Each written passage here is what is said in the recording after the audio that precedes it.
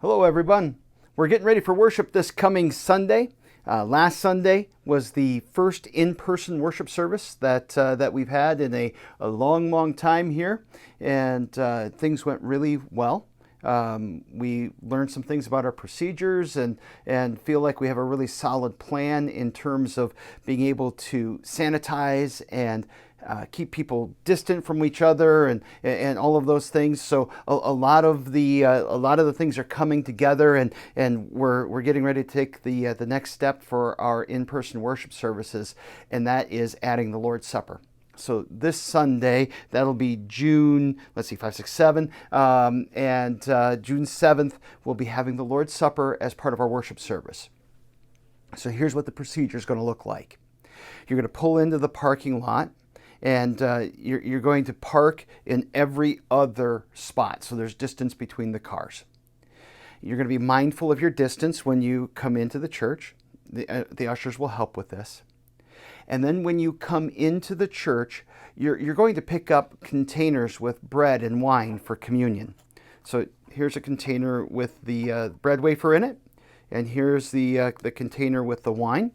This is just like what we did when we had communion in the narthex a few weeks ago. And you're going to take that with you to your seat. You're going to set them safely aside until we get to the communion liturgy. Be mindful of them. Don't want to sit on them. That will definitely ruin your morning.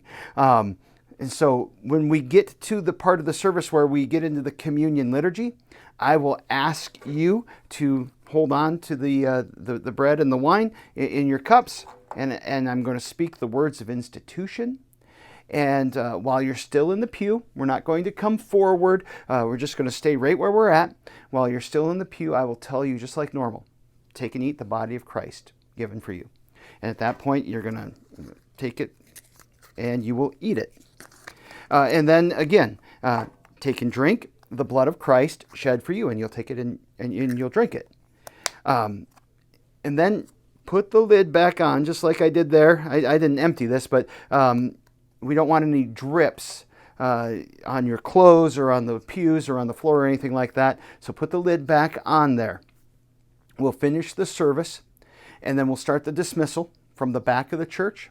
And when you go out, take your empty containers with you, and there'll be a receptacle there to put these in. And please place them in that receptacle so that we can recycle them. We're not going to reuse them, but we will recycle them.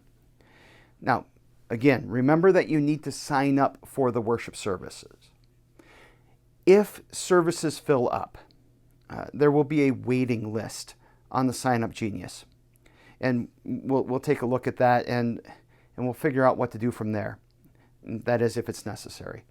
In the future, we think that it's likely that we are going to have to add at least a third worship service on Sunday morning, depending upon how many people are ready to come back. But the process is evolving, and we're learning more. The situation is changing, and I think we're sorting some things out so that we can get you back to the Lord's house to receive His gifts. And I just want to take a moment and say thank you for your patience in all of this.